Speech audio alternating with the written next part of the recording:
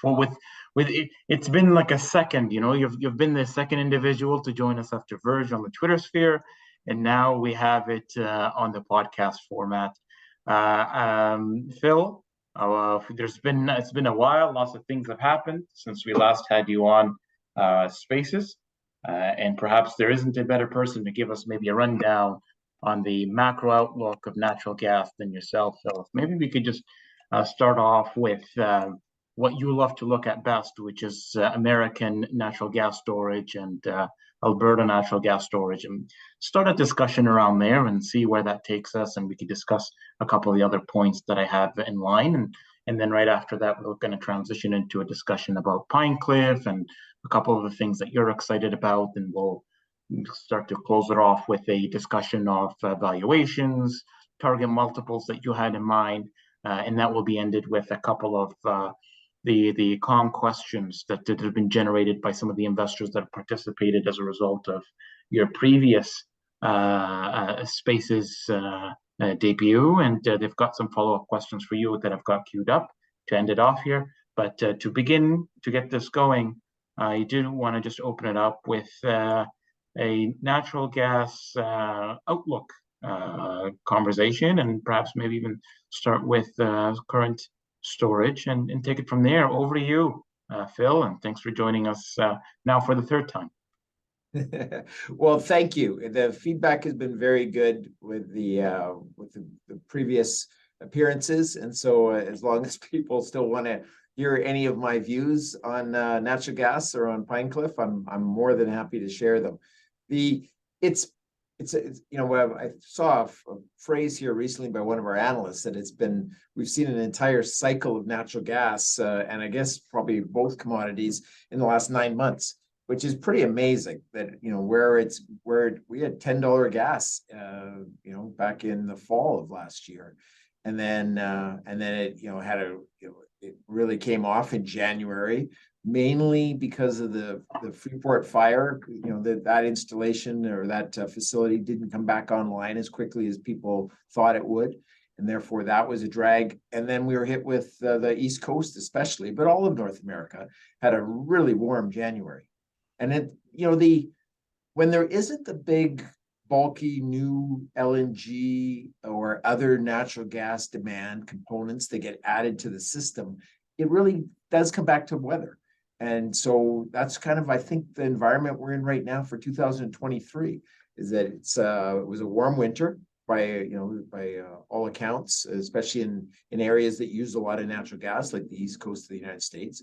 It was the 6th warmest winter, January, than it was in 129 years. And so, that has a huge impact. I think I don't think people realize how tight the market is on natural gas. And you mentioned storage, and it's something we watch very closely because that's kind of the scoreboard, if you will, on what's happening with natural gas. Because that's, there's always a debate as to what's going on with supply and are rigs dropping off and what's the new production numbers coming on. And at the same token, there's a discussion around demand and what new facilities have come on, or what new demand mechanisms have been put in place for natural gas, whether that be hydrogen or with some of the methanol plants, or with some of the other projects, fertilizer, et cetera, that use a lot of natural gas.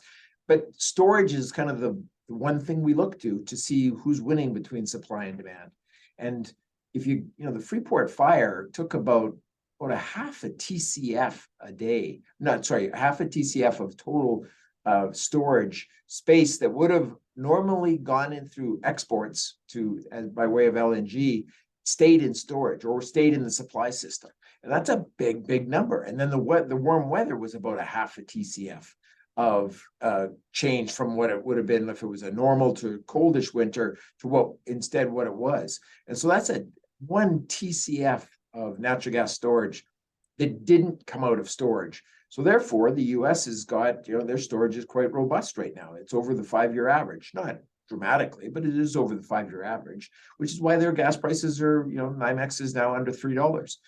The one thing I always point out to people, and this is, I think people are getting more educated, that the natural gas market, it's not as, the oil market is so global and so connected that there is very little arbitrage between, Brent and WTI and the various regions of the world on oil, because the infrastructure has been built up over the decades to be able to move oil quickly to wherever it needs. So the arbitrage opportunities typically are not that large. Now you throw a war in, and then that gets a little bit messier.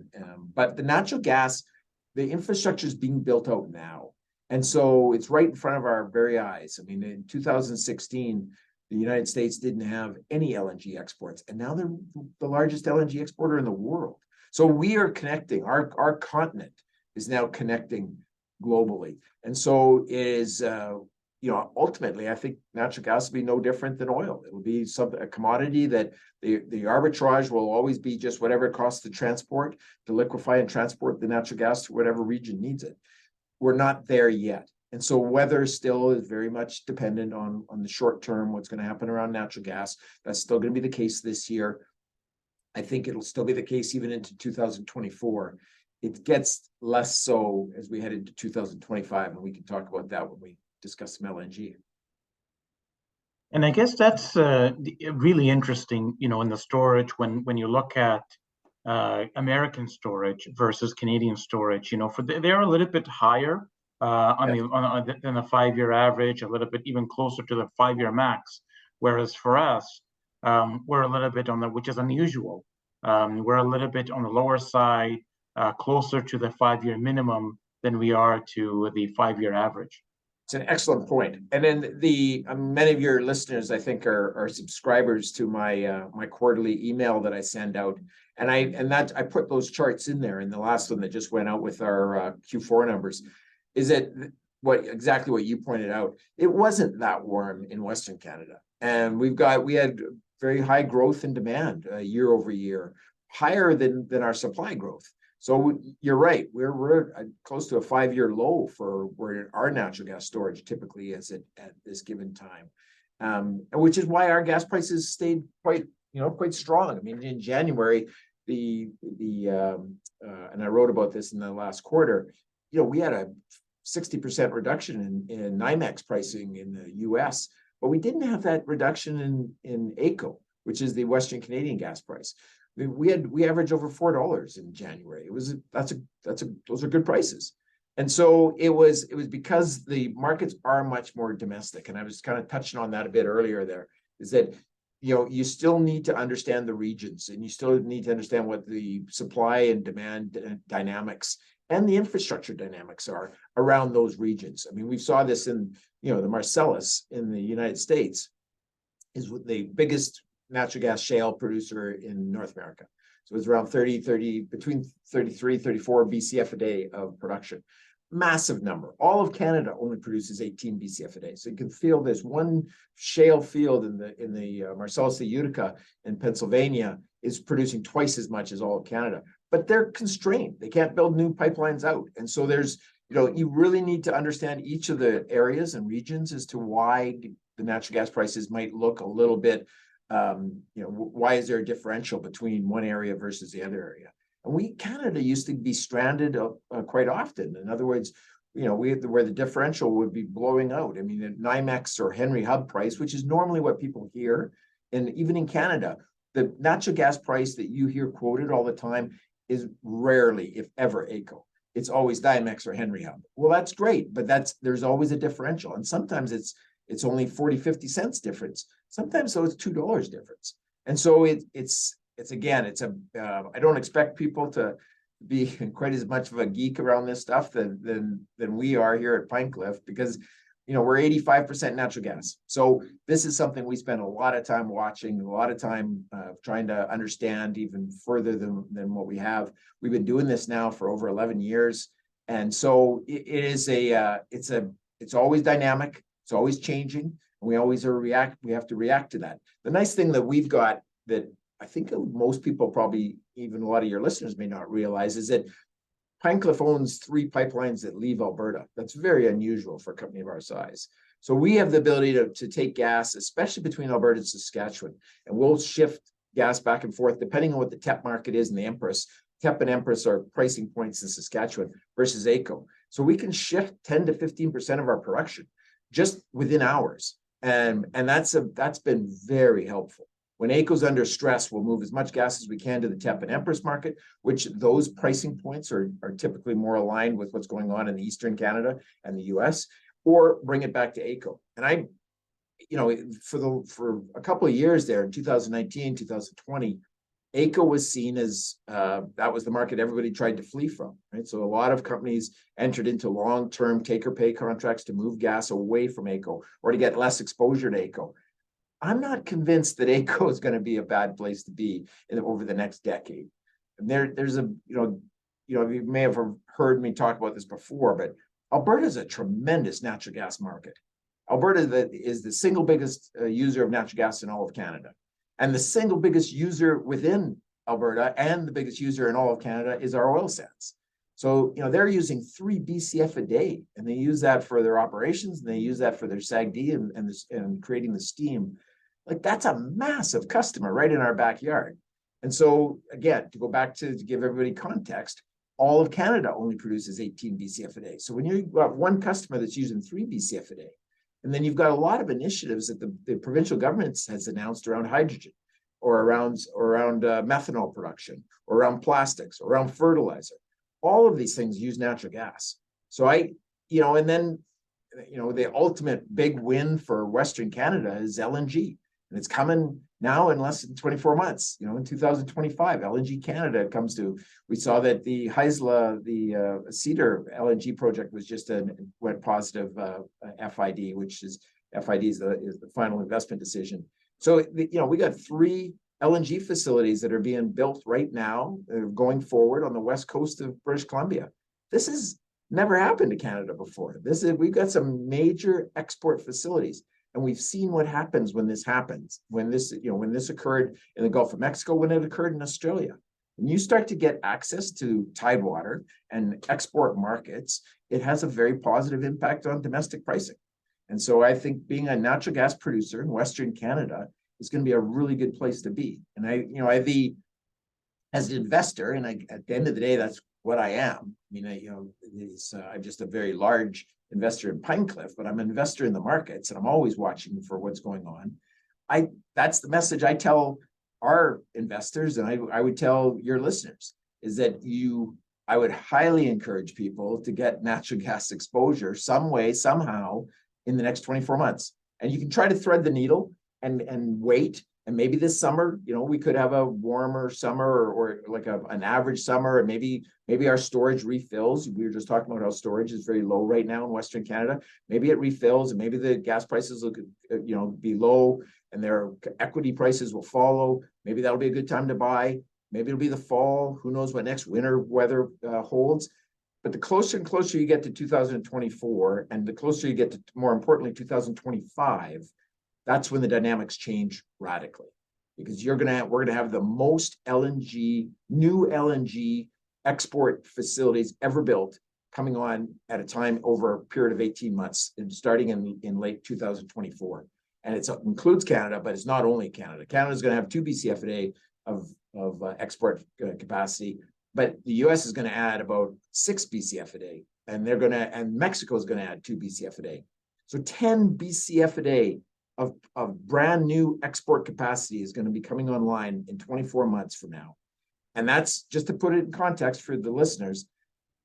I mentioned Canada makes 18 BCF a day. The US makes 100 BCF a day. So you've got our total production in North America is essentially 118, and you're going to bring on an additional 10 BCF a day of demand. When you already have, today we're about just a shade under 14 BCF a day.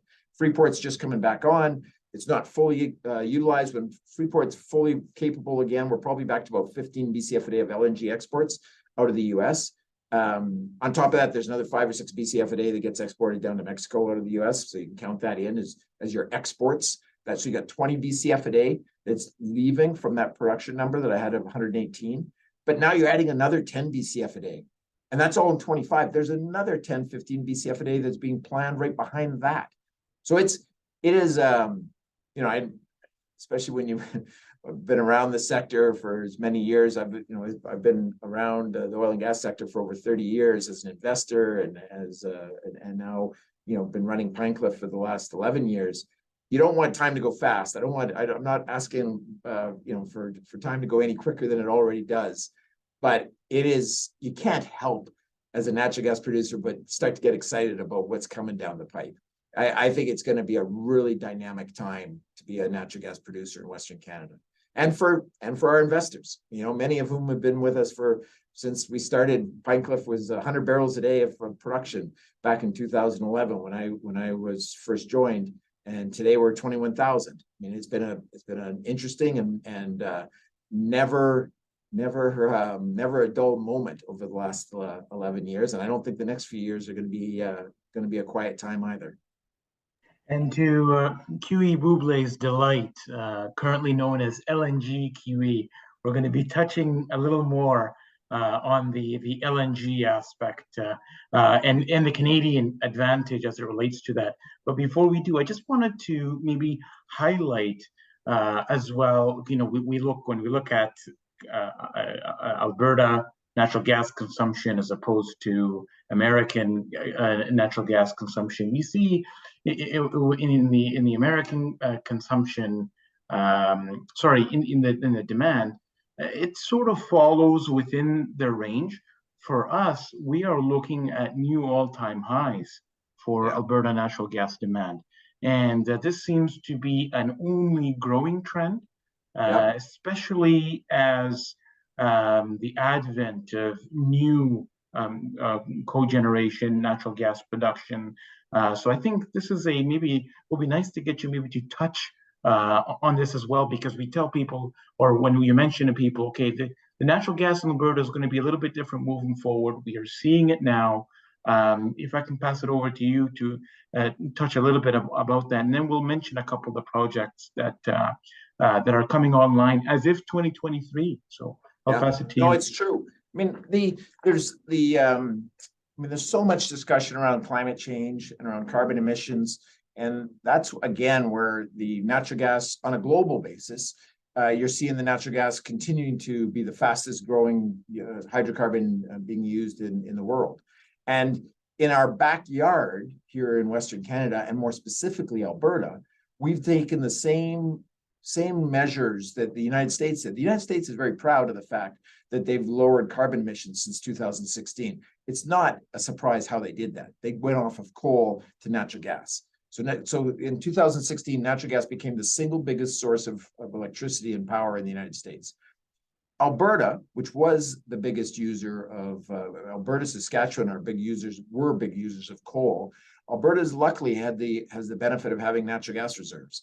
And so in 2023, the very last coal facilities are going to be converted to natural gas, and it's not insignificant. I mean, we were talking about along those plant conversions, along with the new Cascade Power Plant that's coming on, along with the Empress cogeneration, which might be one of the projects you're talking about. I mean, that along with the Suncor, is doing a plant cogeneration that's expected to start in 2024. Those all add up to like half a BCF a day of extra demand that didn't exist prior to, right? Where it cannibalizes the coal demand. Those are big numbers. We've gone, Western Canada, the last 2 years, our supply, so our production growth has jumped by almost a BCF a day each year, which is amazing. We've never seen that kind of growth before. And yet, to bring the conversation back to where we just were, storage is still at a 5-year low. How is that possible? Well, it's because demand has been even stronger than the supply response.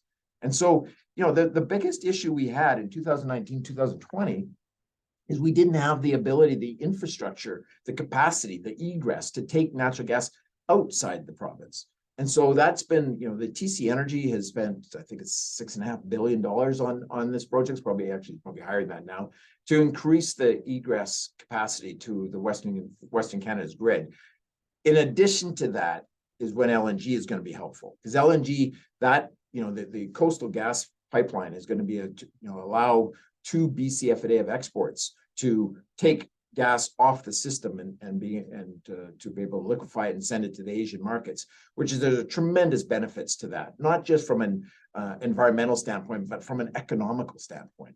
because you're taking off, cutting the shipping time in half from compared to sending it off the West Coast as opposed to sending it out of the Gulf of Mexico, which is, it's a tremendous difference then in not, like I say, not just emissions, but how much it costs and how it becomes economical. The Canada LNG is going to be a story that we're all going to hear a lot more about in the next 24 months, because it's a great story.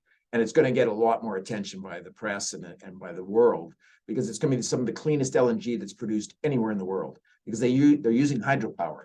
And so you can imagine how much power gets used to put gasoline. You have to liquefy it to minus 160 degrees, put it on these ships and send it off.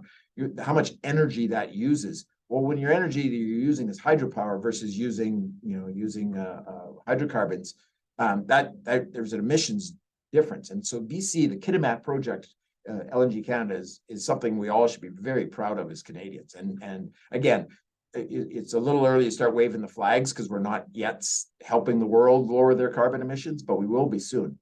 And it's and as you touched on, behind that, Alberta is doing a lot of projects and a lot of shifting to natural gas away from coal, which is where at one point 80% of all our power came from. And yes, solar, wind are all going to be part of our power grid. But the reality is, when it's minus 30 degrees, which we get every single year, it seems, or colder, it's natural gas. It's the power grid from natural gas that supplies that power, because a lot of the alternative power sources aren't able to operate at all, or with very minimal efficiency. So it comes back to why I believe being a Western Canadian natural gas producer is going to be a very good place to be. We continue to look to grow our business, because I believe that as we've grown, we've got a little bit more relevancy. I think we're now the roughly 20th biggest natural gas producer in Canada. I'm hopeful that we can see some more acquisitions along the way. That's how we've grown, is by acquisition. We haven't even touched on the model. I'm assuming a lot of the people who are listening already know that we are the lowest production decline company in all of Canada, public markets. And so that really sets our model apart. And we are sitting on right now no debt, and probably, I don't know what our bank accounts today, but it'd be around $60 million of cash. So we are very much poised to look to add more assets to this model, and that's how we've grown. We've done it by acquisition. That's my background. That's my history. And we've done 11 deals in the last 11 years. We didn't do one last year of any material significance because the gas prices were so strong. I mean, we just couldn't justify paying what sellers expected to receive for their assets last year. But I think we've got this window in the next 15 to 18 months. Hopefully we can add some more assets, because I think we're going to get into a higher natural gas commodity price market post 2025. The cash point you mentioned leads us to, I was saving it to last, but it's unusual. And as one of the individuals ended up asking, is like, I wonder if PineCliffs managed to secure in a high interest rate. It's always been the producers paying the interest rates, but now you're going to have an inverse relationship where it's now time for the banks to pay you guys. I don't know if anyone else, if any of the other Canadian producers, probably they haven't had to do this yet, because I think we're still the only debt-free of the domestic producers anyways. But we had to put in the third quarter, we had to put a new line in our financials of interest earned as opposed to interest paid. And I think we're getting about 4.5%, or maybe it's even 5% these days. So yeah, it's not insignificant when it's, when we're $60 million in the bank. I mean, that's something we're very proud of. And in 2022, we started the year with about $50 million of net debt, and we ended the year at a positive $50 million. For a company of our size to swing $100 million in our net debt position, really, I think is pretty impressive. And that goes to, I'm very proud of our team and how we did that. At one point we had about $155 million of debt back in 2015. And we took that down to zero. And we did that during really difficult commodity price times, but we did it without diluting the shareholders. I mean, we didn't just issue a whole bunch of stock to try to solve the problem. And again, I think that's the kind of capital allocation you get when you get management teams that own a lot of stock. That's my own view. That's the way I like to invest. The companies that I have the most exposure to, obviously PineCliff is by far and away the overweighted position, but even the other ones outside of that, I want to see management own a lot of stock. I'm a big believer in that. So Phil, for some of the folks that have really gotten spoiled with the spike in natural gas prices, and now we're seeing the increased production coming in. If we could just add a little more color to it, so they're worrying about production or looking at it, or like, okay, we've normally been around 17 BCF a day, 16 BCF a day. We're hitting about a little bit higher than 18 BCF a day. Under the current pullback in natural gas prices, largely to do with maybe the Freeport, which was 2 BCF a day export, and 2 standard deviation, the normal winter. In terms of warm winter, could you maybe talk about, like, on the short-term outlook a little bit, why maybe words maybe that can allow investors maybe to kind of look past maybe their short-term concerns for natural gas prices? Their concerns are legit, very, very well founded, because we've done this before, where our industry, we've done it multiple times over the decades. If you've been around as an investor long enough, you know that anytime the commodity prices rise, you see an increase in drilling activity, and therefore more production comes on. And if the infrastructure isn't capable of dealing with the extra production, then you get the cycle goes the other way, and you get an oversupply situation. I think there's a couple things that I'm not saying that we won't get ourselves in that same position again, because it's happened before, and it happened as recently as kind of 2019, 2020. But one thing I do get some comfort in is, first of all, that TC Energy has been very active in increasing capacity, so that's positive. I think we've got very strong demand pull coming from the United States. And we know that we're going to get more demand pull coming from the LNG in a couple of years. So we're really focusing on kind of what about the next 18 to 24 months. And the models that, we've never seen, none of us have experienced where the balance sheets have been as strong as they are right now across the industry. You've got the return of capital that's being, the capital allocation and the return of capital that's being deployed to shareholders has never been as strong as this. I mean, look at the dividends being paid, et cetera. You're seeing, it's interesting now that commodity prices have weakened here in the last few months, you're seeing producers have to decide, are they going to cut CapEx or are they going to cut dividend? And that's a very popular question to be asking companies for good reasons. And you're seeing people, because there's the producers, because their balance sheets are so strong, they appear to be quite comfortable to cut CapEx and maintain the dividend.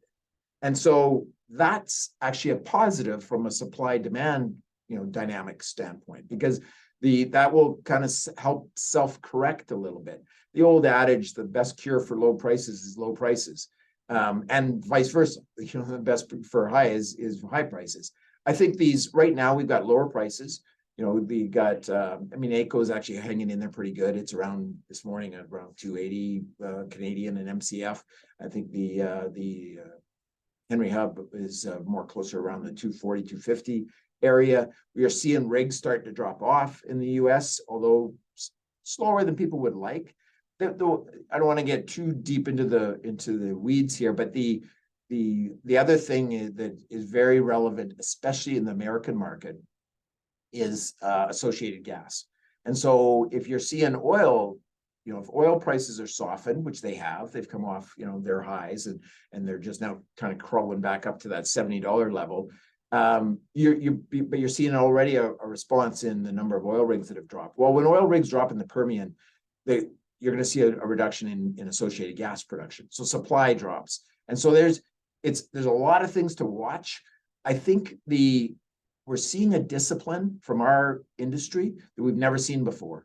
Because if you go back over the decades, it was very easy just anytime you wanted to spend more money, you just tapped the equity markets. You just said, go raise me some capital. And that's option's not there now. When's the last time you've seen a capital raise for anybody to increase their drilling costs? It's been years now. And I don't know if you're going to see that change anytime soon. You'll see acquisitions, financings done around acquisitions, but I don't think you're going to see a lot of financings done to increase production. And that's a good thing because we touched upon, it's if supply gets ahead of itself, and we don't have the infrastructure to move the gas away, or demand has softened. For instance, let's say we do go into a full-blown recession, which some people are worried about, the hard landing, what does that do to commodity demand? I think it impacts oil more than it does gas, but it impacts both. And if industrial activity slows down, then you're presumably going to use a lot less commodities, less oil. Probably impacts oil a bit more than gas because oil is such a prevalent for our transportation. So if people quit flying and quit driving, then that has a much bigger impact on oil than natural gas. People are still going to heat their homes, which is where natural gas for electricity, that's where we get a large portion of our demand. But it's something we watch closely. I think I also like the fact that in Western Canada and Canada in general, most of the production, the vast majority of the production of all that occurs in both oil and natural gas comes from public companies. And so they are being driven by the market forces and their shareholders who are asking for returns of capital and asking for very good capital allocation. They're needing to justify, why do you feel you need to grow your production? And anytime that people, there's some companies that have chosen to still grow their production into this, but the markets in most cases have not been overly, favorable of those companies. They'd much prefer the models of returning capital back to them, and in forms of share buybacks or dividends. And the U.S. though has a much larger component of private capital that is driving a lot of, especially in the Permian, driving a lot of drilling activity. So that's, they've got different business models that aren't being driven per se, they're probably building up their production as fast as they can so that hopefully they'll get sold to a public company, or there'll be a liquidity event, they'll do an IPO somewhere down the road. But companies in the public domain are having to deal with their shareholders today. And again, very healthy. PineCliff is a very unique company. In our industry, in the natural gas producers, in the last 3 years, there's companies in Canada that have drilled 800 wells in the last 3 years. We've drilled 10. So it is, yes, we are a natural gas producer just like all the other natural gas producers, but it's a very different model. It's a model that I personally feel very comfortable with as an investor, because it doesn't have the same type of geological risk. And the fact that when you have a 7% decline rate, that means we could stop drilling entirely, and our production would have a marginal difference to it. Unlike many of the other companies that have got between 25 and 35, some as high as 40% decline rates, they're going to need to keep spending money even if the commodity prices are a little bit weaker, or else they're going to suffer in production drops quite quickly. And then that goes to the cash flow, and then that goes to the sustainability of their dividends or their share buybacks. So it is, everyone's got a different model, and I don't throw stones at any of them. Any of the companies, especially the natural gas producers that are still in the public domain and are still alive today, that means they've done a lot of good things over the last few years, because it's been 2019, 2020, we had some of the worst gas prices that we've seen in 30 years. And so if you survived that and came out strong, you made some good decisions.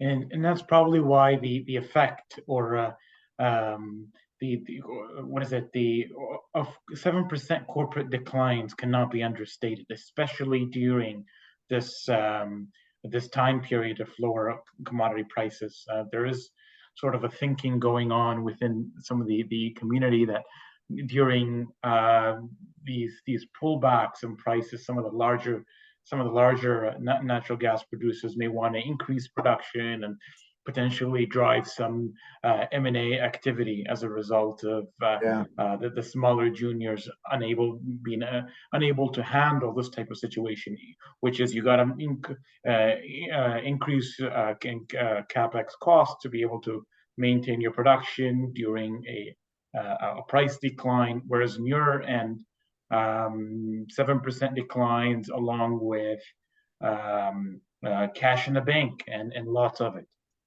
Yeah, it is. You touched on it. You're absolutely right. I mean, maybe for those who don't know the full history, I'll give a real quick, very short snapshot. So George Fink, who I think ran one of the best dividend companies that's been run in Calgary, ran Bontera for decades. And during that time paid $1.3 billion of dividends. Back before dividends was, he was the old say, he was country before country was cool. He was a dividend payer before dividend paying was cool. I mean, and it was a model that built a lot of value and delivered a tremendous amount of value to its investors. And the stock, I think at its peak was $60, $70, and it was started off as a penny stock. And so, and at the same time delivered back, over $1 billion of dividends. When George approached me back in 2011, the whole goal was to do the exact same model on natural gas. And so, George was very adamant that low decline was the secret sauce to create a dividend paying off a commodity. It is not easy to build a dividend model off of a commodity, any commodity, because of the cycles, because of the pricing disparity that happen year over year, and it's very, very difficult to predict. I think that the trust model, which existed for some time in Western Canada, and the MLP model, which it was in the US, was both kind of very much the models that were built for investors that wanted that stable return of capital to them. And so that's what I think PineCliff is in a very fortunate position. And it's fortunate, but we've made it. It wasn't a fluke that we came into own assets that had a single digit decline rate. That's always been our goal. Every acquisition we've done has been right down the fairway, if you will. And so those are the same types of assets we look to. I really believe that there's a group of investors out there that will want natural gas exposure for decades to come. And they're going to want, ideally, situations where it's not about the geology and it's not about the drilling and the reserves. All they want to know that they want to have exposure to the commodity, because they know that natural gas is a commodity that they need to have exposure to, just like any other commodity that we all look to have exposure to. And it's in a model that it pays back a tremendous amount of the free cash flow that it generates. It doesn't need to spend a lot of money on drilling. A lot of our investors are retail investors, and a lot of them are generalist investors that can look for rates of return across all industries. They're not just oil and gas investors. In many cases, we maybe their only oil and gas holding they have. And so I believe that there's going to be more investors like that. And so that's why, I love doing these types of things. So that's why I've done several with you now, is because I think it's up to me to help get that story out there, because it is unique. It's maybe an overused word that we all, in the investment world, but there is no other Canadian natural gas company that's public that operates the business like PineCliff does. And I'm not saying that makes us really good or really bad. I'm just saying it's very different.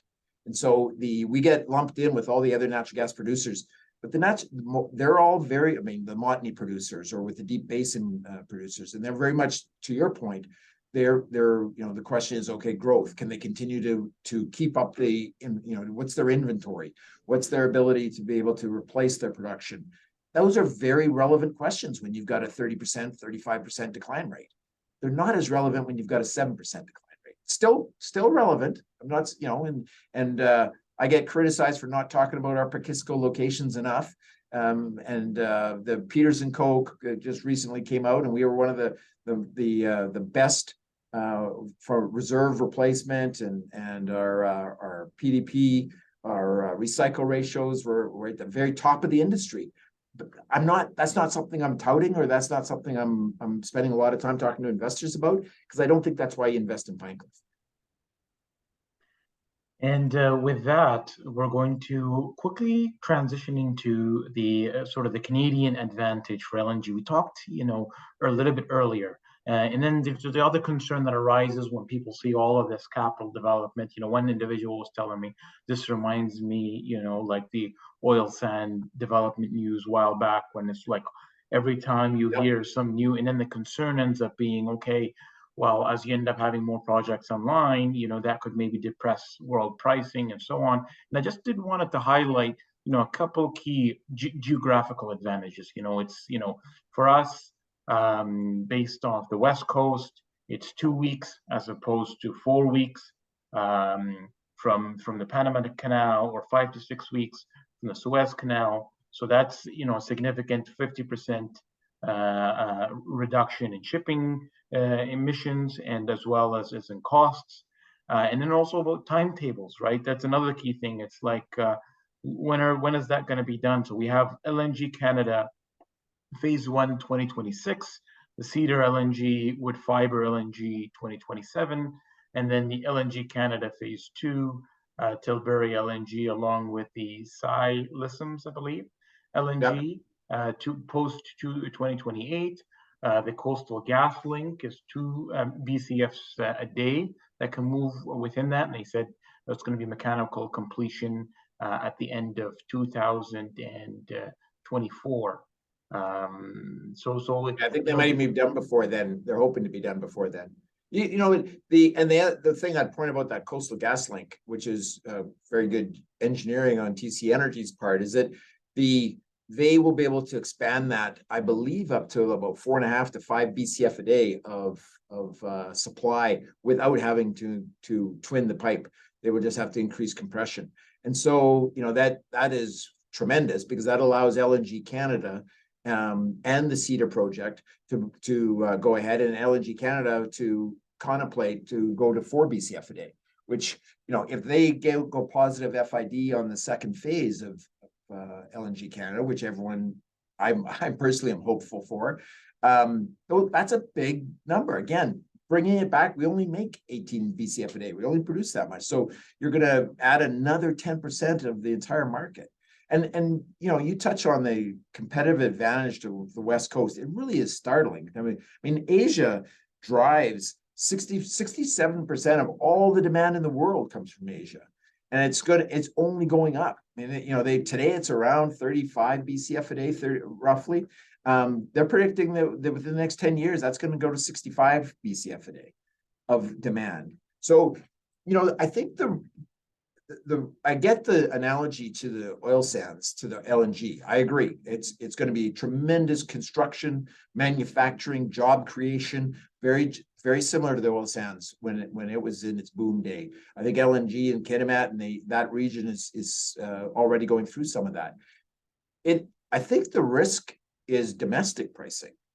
And again, because what happens, and we saw this in Australia, and there's been some recent legislation changes in Australia where they're putting caps on domestic pricing, because if you give if you give access to the global market, and it's willing to pay a lot. I mean, at times we saw $80 gas this summer in Europe.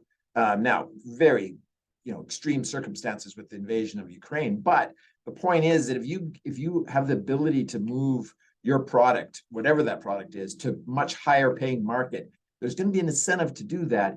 And therefore, for any local domestic user, they're probably going to have to pay more. Now, as a natural gas producer, I'm not that upset about that, because that means that the domestic prices are going to rise.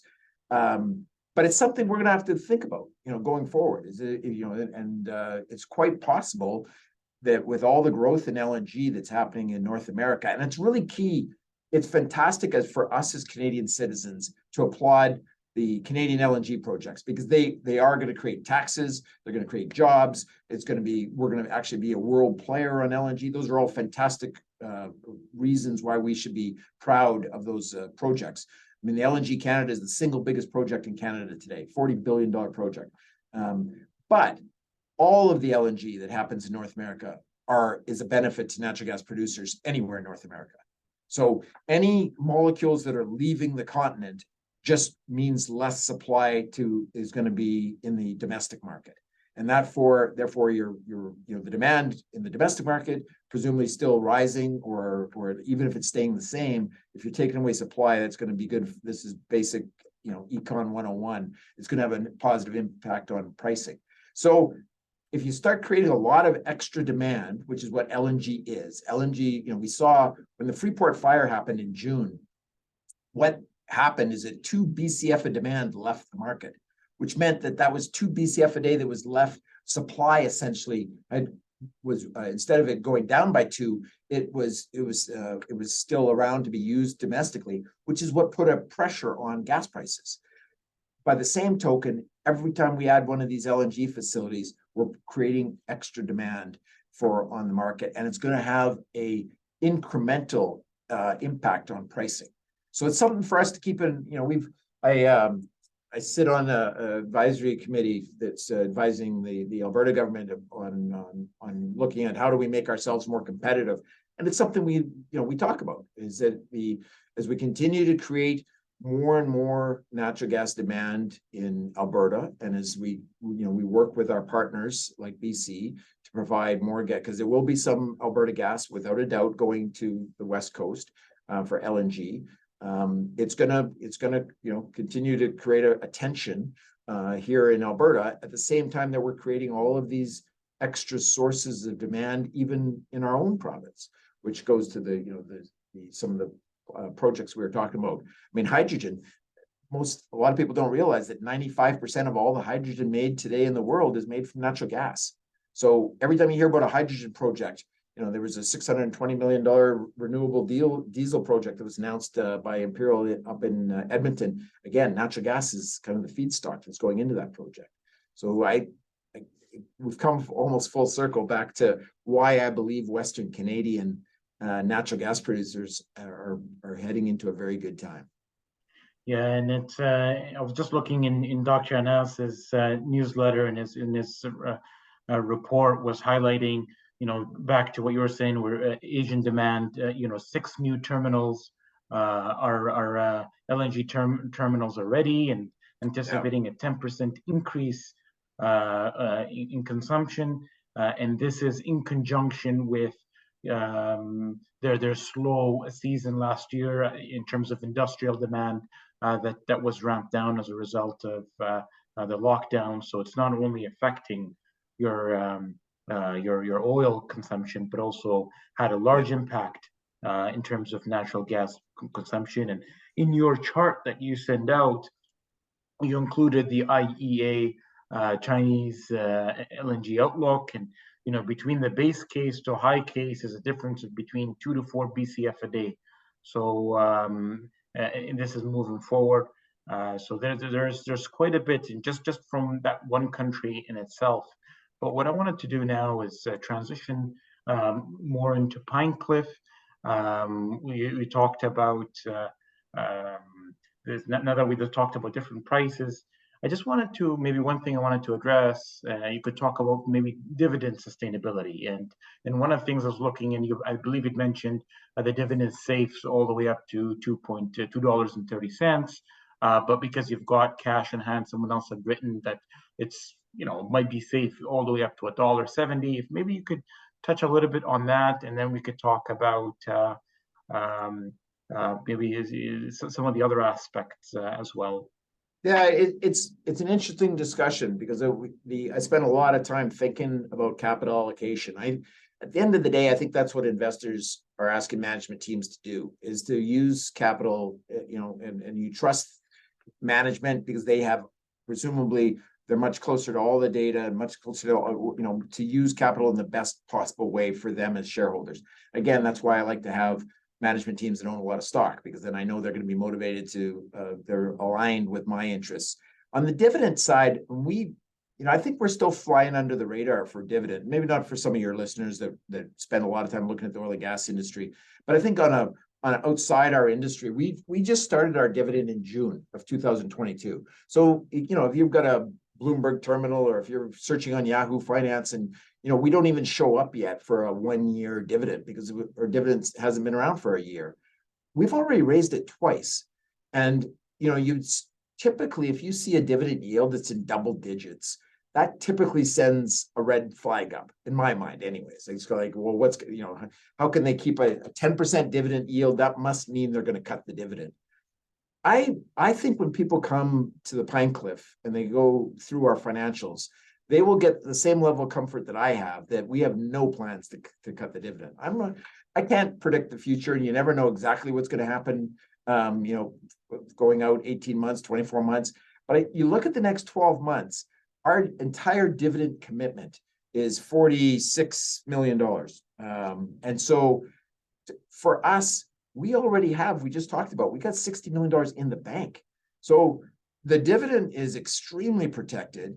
Our CapEx program is nominal. So we'll spend less than $30 million. We lowered our CapEx this year because it's kind of like, well, you know, why are we drilling more wells than we need to? We'll keep production essentially flat with our minimal, with lowering our CapEx. I've got no intent to be cutting the dividend anytime soon. And again, things can change, and I'm just one vote on the board, but I think everybody's pretty much on the same boat. When you have no debt and you've got cash that's just sitting there, even if we go through a couple quarters where our earnings have dropped, because let's say gas prices this summer were to trade around $2, and so therefore, you know, maybe we touch, you know, some of the break-even points you're talking about. I have no problem using our cash flow to sustain the dividend, because in my view, it's the shareholders' money. And so we could have done a special dividend back in Q4, and we talked about that, and could have given a lot of this money that we had and given it to shareholders at that time. Instead, I wanted to keep it in case we see some acquisition opportunities in 2023. And at the same time, it's going to make our dividend sustainable. And so to me, there's a drastic difference in using debt to pay a dividend than in using your cash to pay a dividend. And so, you know, we're in a very fortunate position. We've worked very hard to put ourselves in this position. So when shareholders call me and ask me about the dividend sustainability, I walk them through those numbers, and I think people then recognize that, yeah, I can see why you're not going to cut it. And so we're, you know, today I think our stock closed at $1.30. We're doing a 13-cent dividend. That's 10% dividend yield. I mean, I bought some more PineCliff last week. As I would tell my wife, I said, where else can I find a 10% dividend yield from a company that has no debt and has more money in the bank than their entire dividend commitment for the entire year? In any industry, not just oil and gas. Give me any industry.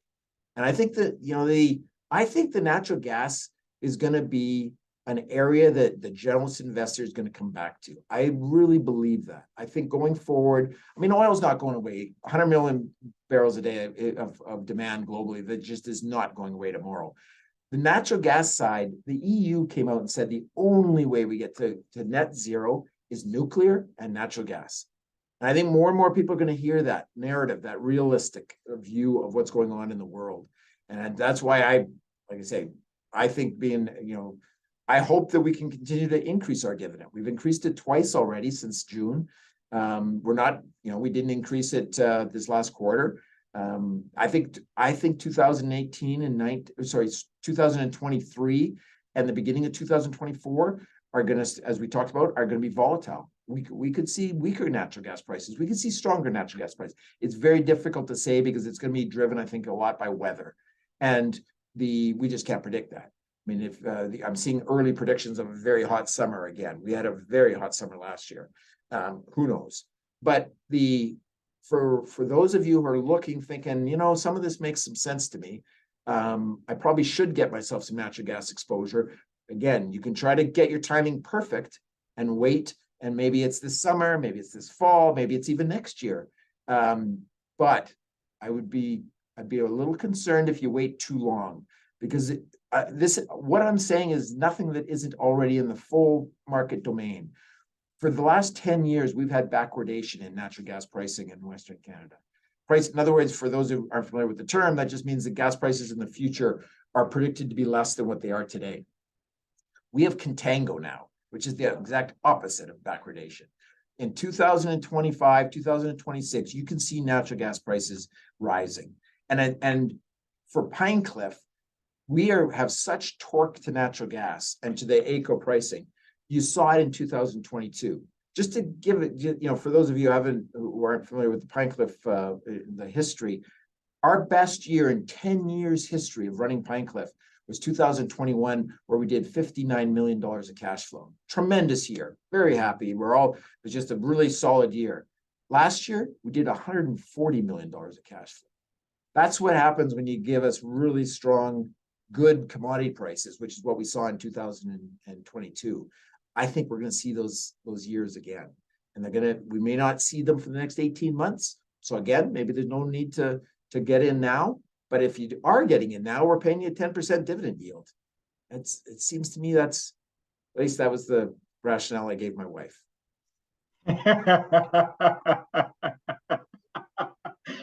For better or worse, at least that's what I'm telling my wife. And I think maybe on behalf of all investors, I'd certainly love to thank you for including that chart that shows the free funds flow sensitivity to AECO prices. It's really, really helpful and encouraging other producers to be able to do that as well. Takes out a lot of the guesswork. You see it right there. $2.30, 10% free funds flow, $5 AECO, $5 in MCF. You see that run to 23%. So 23% free funds flow yield. It's really, really helpful. You know what? I think you and I have talked about this before. I think free cash flow is the best metric to at least start with. I'm not saying you shouldn't look at all the other metrics, but free cash flow encompasses just about everything about the business model, right? Most producers are very good at this, but free cash flow literally should mean after every single dollar you spend in your business. I don't care how or where. I don't care if it's executive salaries or if it's on G&A or if it's on abandonment and reclamation or if it's on drilling. Everything. Tell me everything your business spends and then tell me how much cash flow you have after the fact to give back to shareholders. That's free cash flow. And so that, I think, is the number one thing you look at. We're very proud of it. And in the oil and gas industry, because, and inflation hasn't helped, because we spend so much money on CapEx drilling, it takes up a big chunk of our free cash flow. Luckily for us, our business model, we do not have to spend much on drilling to maintain our production. And so, now it's kind of easier to track free cash flow, because it used to be, because free cash flow should, to be apples to apples, you should be saying, well, how much to keep your production flat? Well, a lot of people used to be growing. And so then, how do I calculate that? Because they got growth in there. Now, there's not a lot of growth happening in our sector.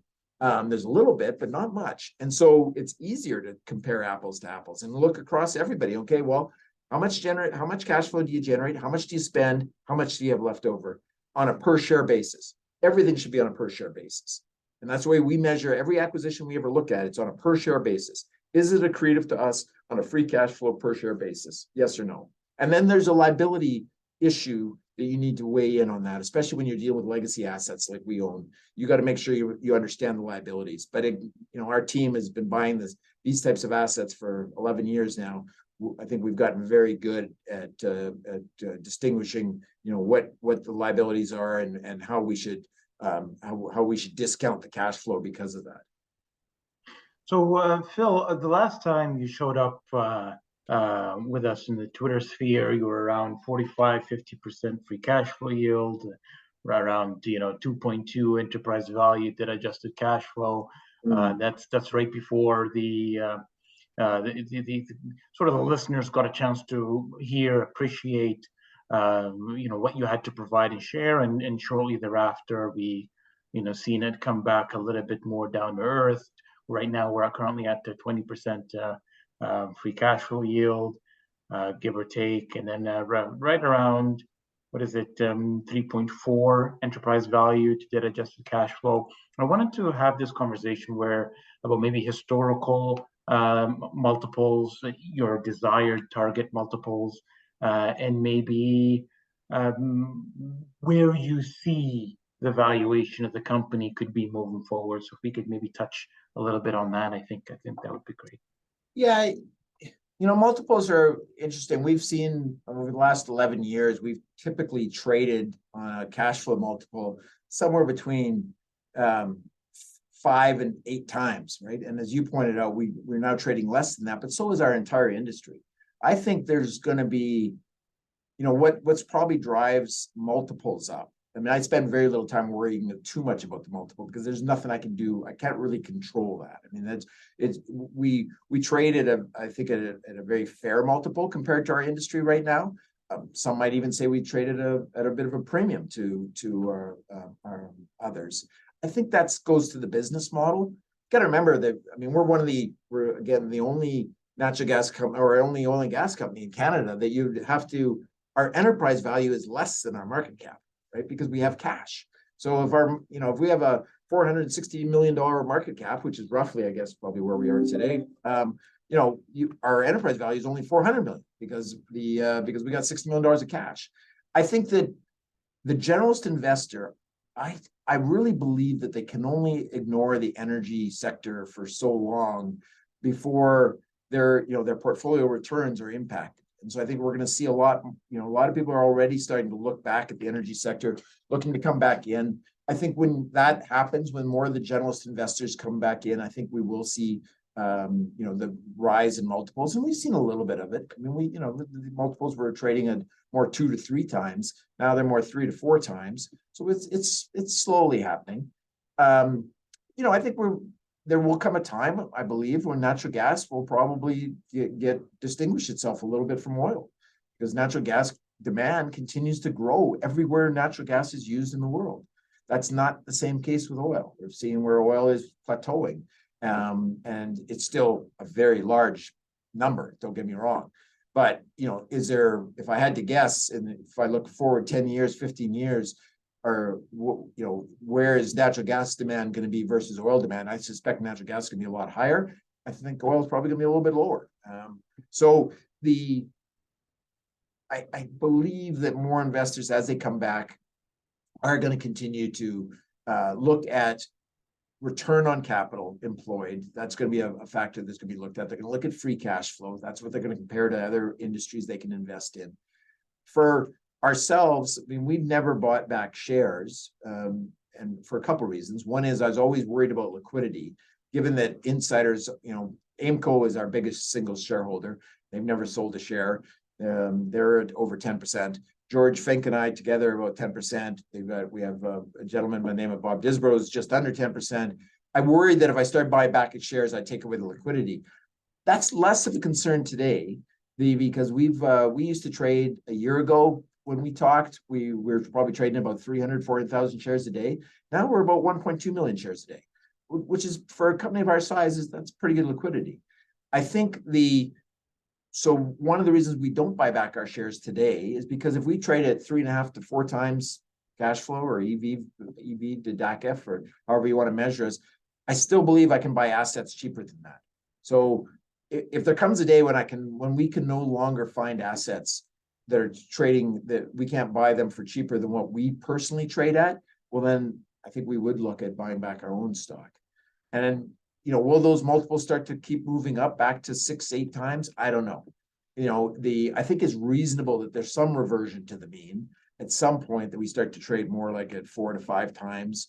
I think those days may not be very far ahead of us. And so, there's, for investors coming into the sector, that's going to be a benefit. That's the old adage that a tide was going to lift all the boats. I think if everybody trades higher, that's going to help any investment you have in the oil and gas industry. I think we don't have much differentiation right now between those with there used to be a time when there was a clear multiple distinction among the industry. First of all, there's a lot more players in the industry in the public markets. It's a much smaller number now. But if you've got Tourmaline trading at 2 times if they're trading at 6 times enterprise value to cash flow, and others are only trading at 3 or 4, well, that's going to be a huge incentive for them to be buying those companies. Right now, it's so tightly, we're all within such a tight band that there isn't a huge M&A incentive out there, because it's going to be it's kind of like, well, I like this company, I like this management, I like their assets. I'm only going to leave this if you offer me a premium to this.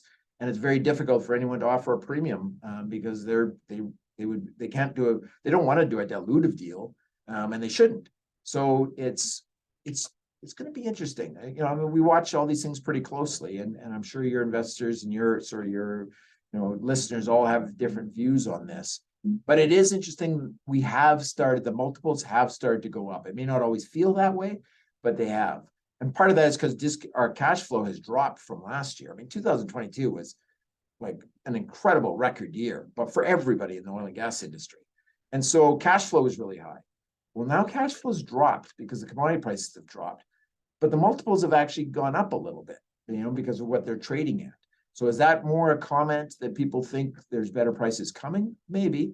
Does that mean that more people are, you know, comparing our sector to other sectors and what they trade at? Possibly. Probably a little bit of everything. Yeah, including the fact of reaching the investors in a medium where they can be found.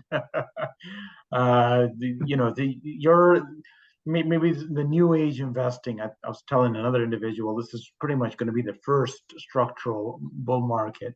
During the social media age, we've seen the impact it has had in the tech investing sphere, the interconnectedness, and to be able to allocate investments accordingly, but to be able to deliver your message. And I think when I mentioned that, it was largely maybe a testament to your performance and your ability to communicate to the investors in a language that they understood, has largely been able to, they've been able to buy it up and buy into the story and participate.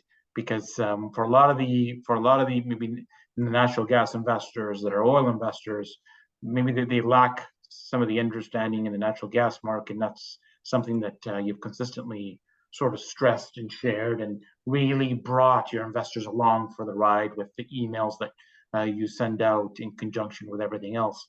At this point in time, I just wanted to have you touch on a little bit on reserves. The reserve metrics came out. A couple of things that stick out is your recycle ratios, as well as finding costs. If you can maybe talk a little bit about that. And maybe one of the comments I heard from another individual is there's a lot of unbooked reserves, and maybe you could talk a little bit the impact of that, and then we can move on to just two more items to discuss, and then wrap it up with two questions, and we'll call it a wrap. I won't spend our reserve report recently came out, got updated. It was a very positive revision year over year. Our technical, every year it seems like we have technical revisions to the positive, just because our the decline rate tends to be even less than what the engineers originally anticipated. We're very proud of the drilling that we did in 2022. The netbacks were very good, and therefore for those who don't follow the recycle ratio, that the netbacks into kind of the production that you're finding in development costs, and because our F&D costs were quite low, one of the lowest in the industry, and our netbacks were still pretty good because of the Pessimism locations. That's what generated the higher recycle ratio. So our recycle ratio was over 8 times, which is very, very high. I think it's not something we spend a lot of time on, because to me, if you're not probably investing in us because we have really good recycle ratios or reserve replacement. It's important. Every oil and gas investor knows that that's an important thing to look at, saying, well, yeah, they have a low decline rate, but they have to be able to replace I mean, what's their reserve life index, and what's their ability to replace it? I think we've proven, our production has been very flat for several years now.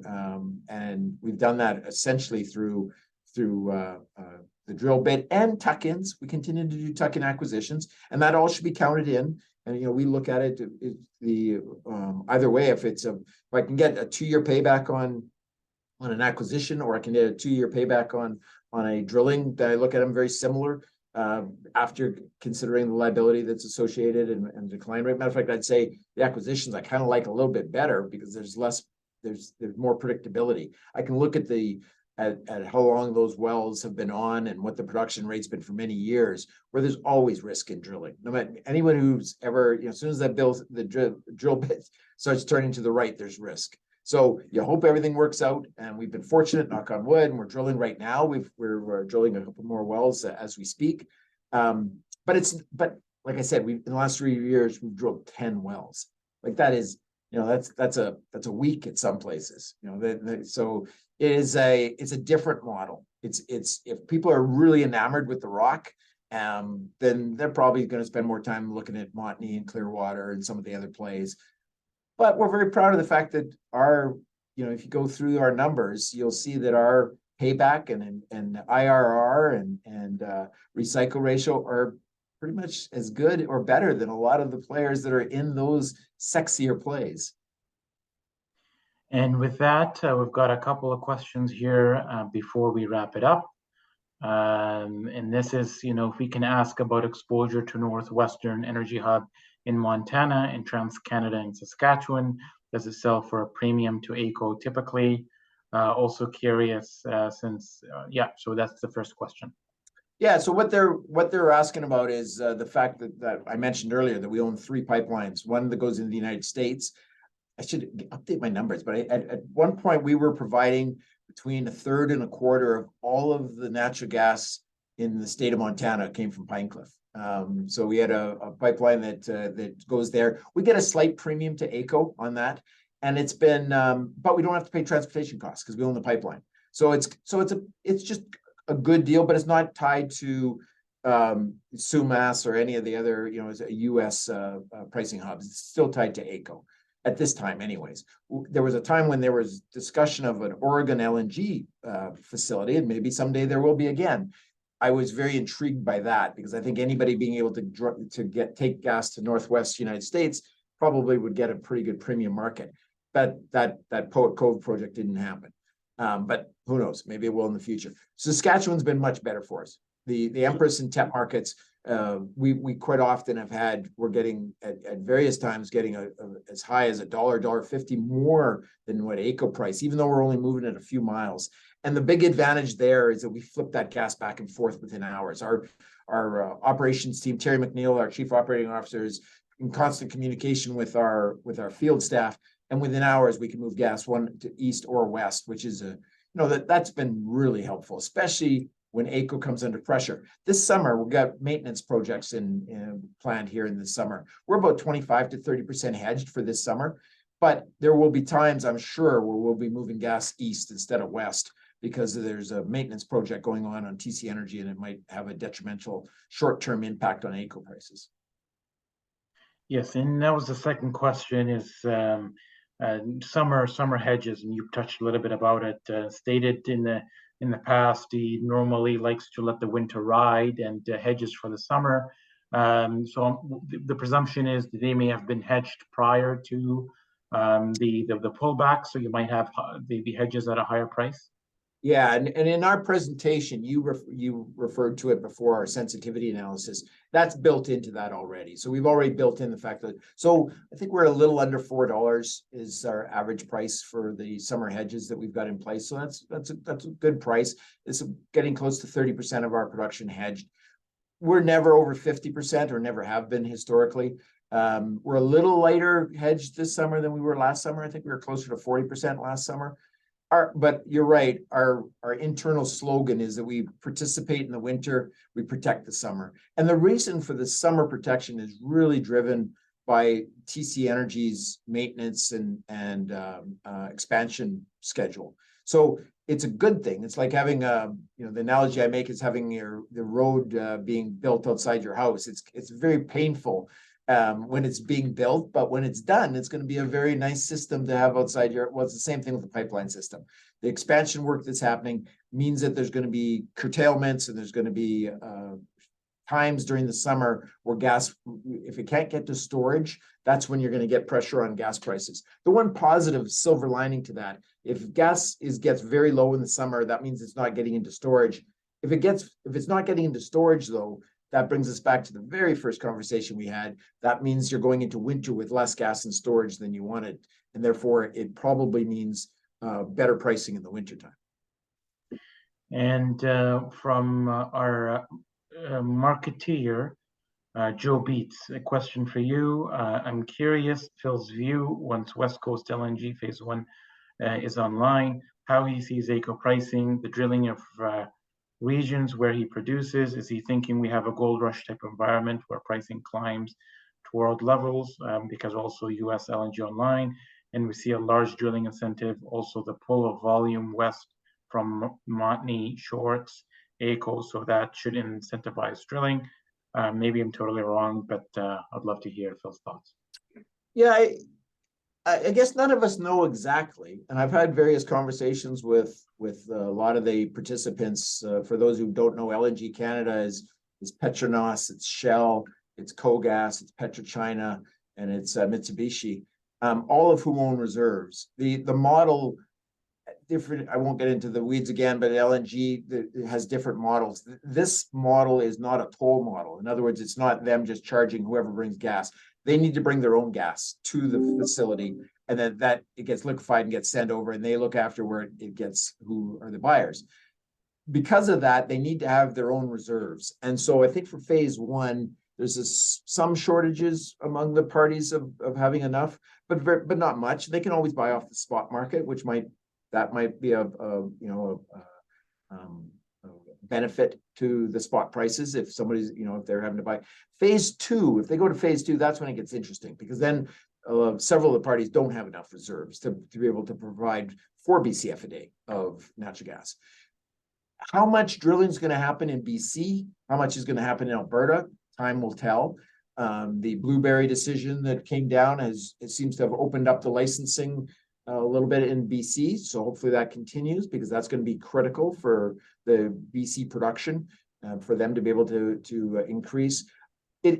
It's not like we've got, when the LNG Canada comes on, I don't think you're going to see a full 2 BCF a day being ripped out of the current market. I think you're going to see new production come on. And so but how much of that is new production? How much of it is production that is already on the system coming from existing fields? It'll be difficult to tell. My own view, and this is, I think, and maybe it's idealistic, but I think what we're going to see is that the base level for natural gas pricing is going to rise. So you're not going to see sub $2 gas prices very often anymore. It's going to be, let's say that range goes up, the floor might be $3.